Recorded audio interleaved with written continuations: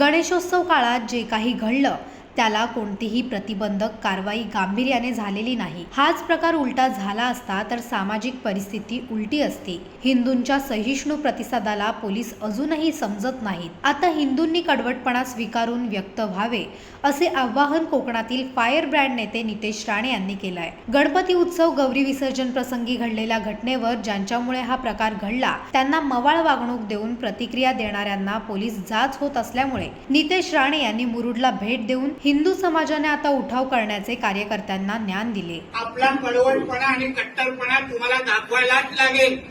तुम्ही एकदा आम्हा लोकांना आजमावून दाखवा। बघा, तुम्ही त्यांच्या अंगावर गेलात तर तुम्हा लोकांना सुखरूप घरी पोहोचवण्याची जबाबदारी या नितेश राणेची असेल। हा शब्द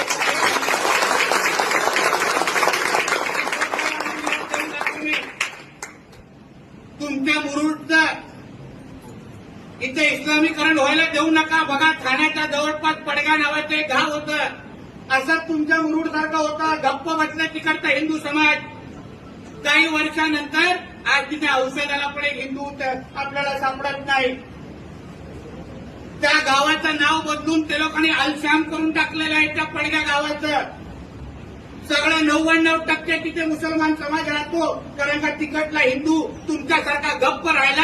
आज त्या लोकांना राहण्यासाठी त्या पडग्या गावामध्ये 1 इंच जमीन भेटत नाही। जाऊन पाहिजे बघा, भिवंडीच्या जवळपास तो पडगा गाव आहे। हिंदुत्ववादी कार्यकर्त्यांवर चुकीच्या पद्धतीचे केसेस टाकले जात आहेत।